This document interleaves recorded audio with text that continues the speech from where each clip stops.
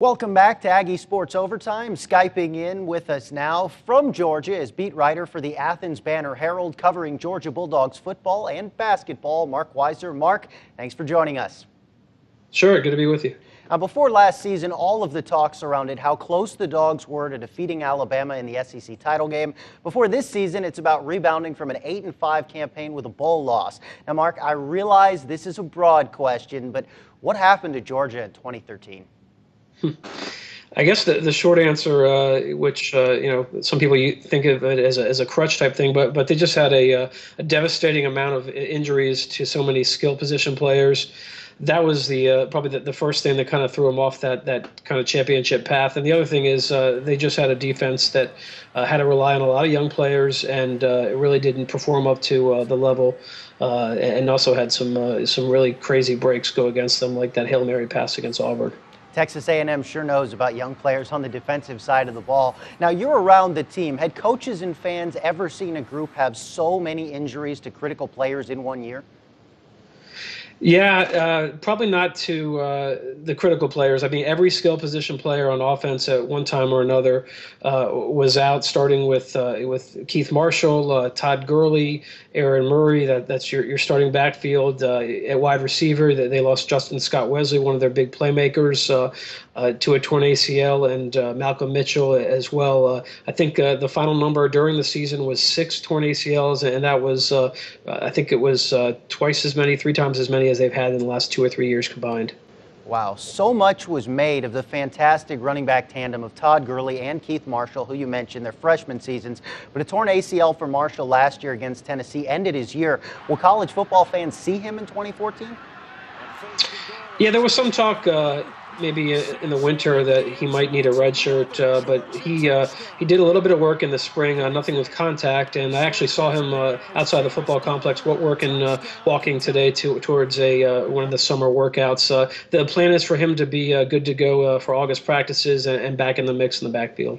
Now, if he does have that injury and he is maybe nursing an injury or feeling those ill after effects, how much more of a workload do you think Gurley is going to have to handle?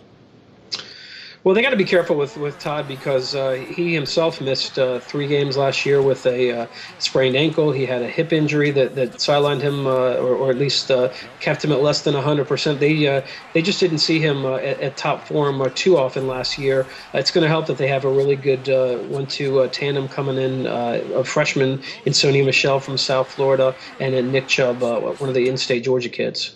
Now, I remember from last season, they don't like Gershel, so I won't say that. But let's move from the backfield to under center.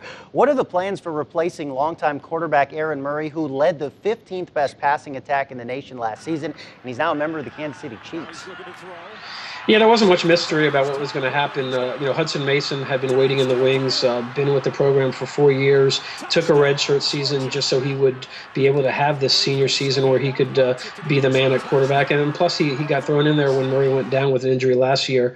So he had 2.5 games as a starter last season, performed pretty well, and they're very confident with him that they'll be able to run the offense and rely on all those playmakers to get things done.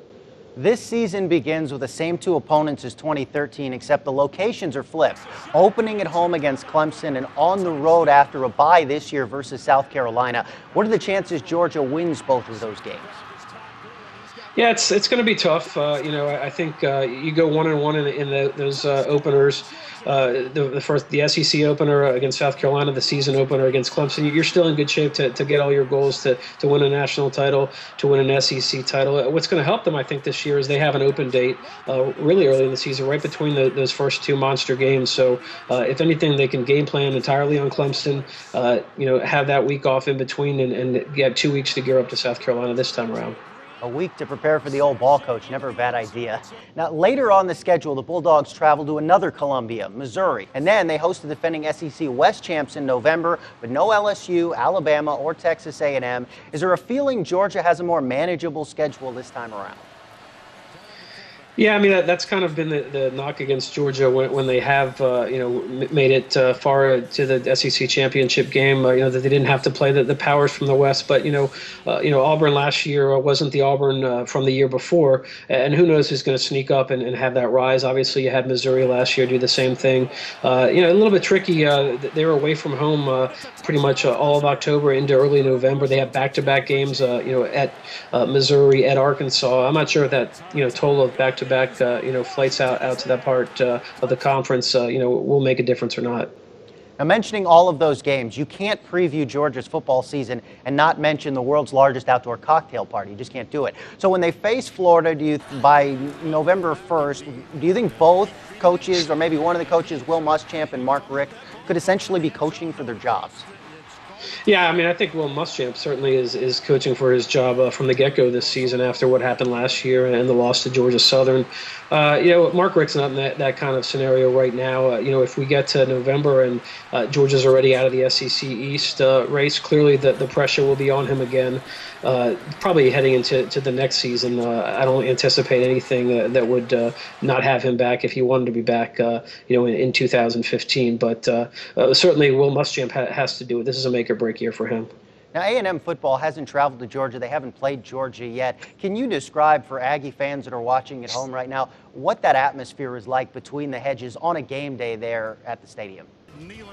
Yeah, and I guess it's going to be, 13 years or something? I mean, they're not on the schedule. They're the last one in the rotation, and I don't even remember, I guess maybe Georgia's going to Texas A&M whenever that is, if that conference schedule remains the same. But it's a different atmosphere. It's a beautiful on-campus stadium, a lot of pageantry between the hedges. You have the Aggie dog. They have a guy that plays the fight song from the stands before the game.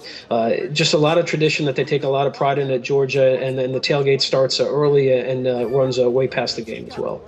Aggie versus Revley, that would kind of be interesting as far as for dog lovers. But now I ask every reporter who Skypes in, so I'll put you on the semi-warm seat. We won't call it the hot seat. Do you have a guess or prediction how Georgia will finish this season? I think basically every year Georgia should be in that 10-win mix. There's going to be a lot of questions about the defense. They've lost a lot of players back there, a lot of attrition this offseason. They booted 2 guys from the team for disciplinary reasons. They're going to really count on Jeremy Pruitt, who came from Florida State, won a national championship last year, to really get that group into shape. If they can do that, if he can do that, really have them playing probably above the expectations, I think they should be right in the mix to get to Atlanta again. And if everything rolls their way, sure that they can make it into that Final Four, into the college football playoff mix. Aside from the fact it's June and not August, I think we've done as much as we can for now. Marc, thank you for Skyping in. Sure. Take care. We now go back to Chris Costa.